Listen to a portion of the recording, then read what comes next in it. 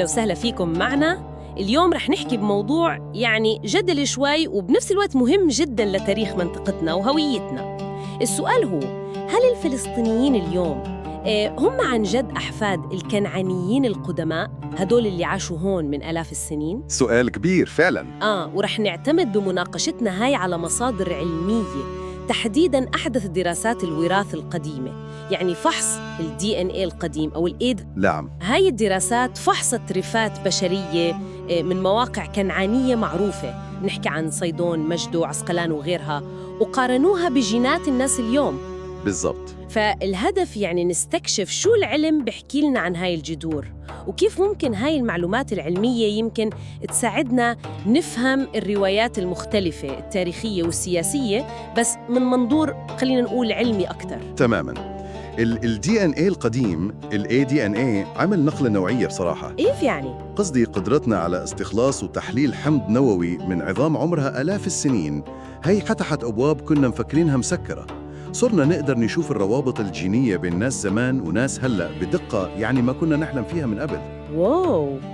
طيب لما طبقوا هاي التقنية على الكنعانيين بالذات، شو طلعت أهم النتائج؟ يعني مين كانوا الكنعانيين هدول من ناحية وراثية؟ هل كانوا خلينا نقول شعب واحد متجانس؟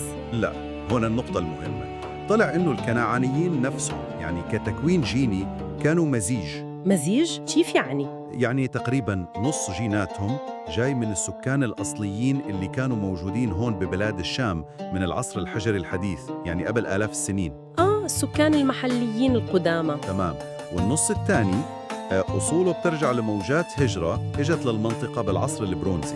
هاي المجموعات أصلها من مناطق خلينا نقول جبال زاغروس والقوقاز، يعني إيران والقوقاز حالياً تقريباً.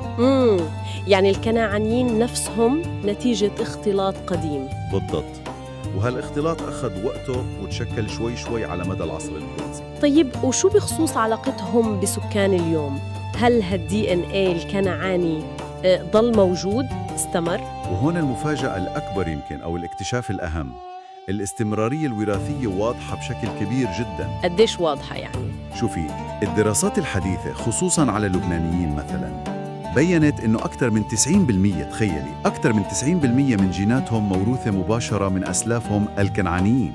90%؟ هاي نسبة ضخمة جداً. وبالنسبة للفلسطينيين الدراسات كمان بتأكد إنه في نسبة كبيرة جداً من الحمض النووي مشتركة مع الكنعانيين، يعني بتحكي عن أكثر من 50%. أكثر من النص. وهذا الشيء بينطبق كمان على مجموعات تانية بالشام، عرب ويهود كمان.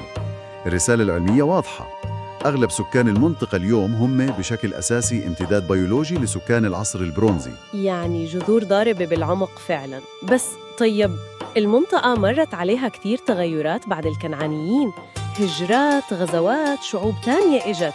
شو قصة هدول؟ الفلسطينيين مثلاً، شعوب البحر اللي بنسمع عنهم. صحيح. وهي تمت دراستها كمان.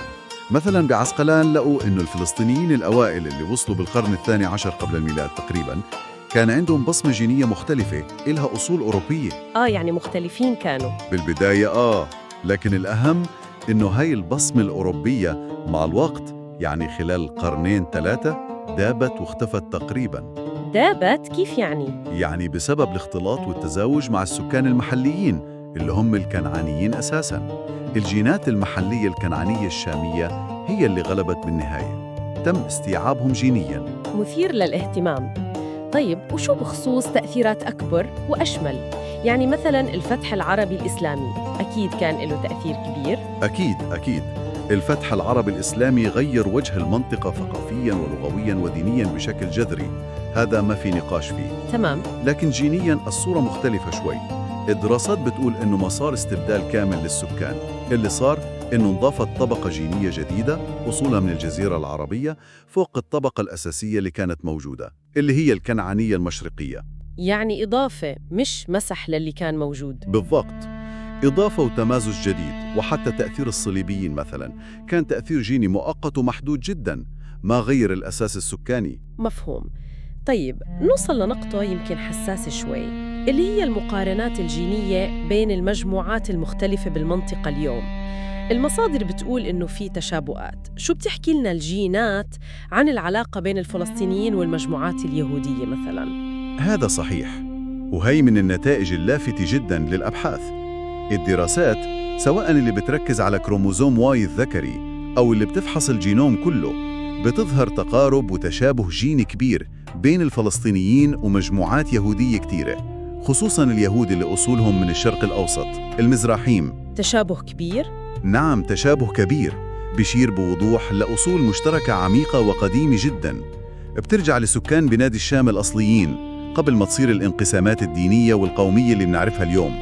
فالعلم هون يعني بدعم فكرة الأصل الكنعاني المشرقي للفلسطينيين، ولكنه بنفس الوقت، وهي نقطة جوهرية، بيأكد إنه هذا الإرث مشترك بين أغلب شعوب المنطقة بغض النظر عن ديانتهم أو قوميتهم الحالية. يعني التاريخ الجيني أعقد من الروايات البسيطة. تماماً، ومهم جداً، وهذا اللي بتشدد عليه المصادر العلمية، إنه هاي نتائج علمية بحتة، يعني بنعرضها كما هي بدون ما نتبنى أي طرف سياسي أو ندعم رواية ضد تانية. وهذا المهم يمكن للمستمع إنه يفهم التعقيد هاد، إنه العلم بيعطينا صورة مركبة فيها طبقات كتيرة، صورة بتتحدى الأفكار الجاهزة أحياناً. 100%.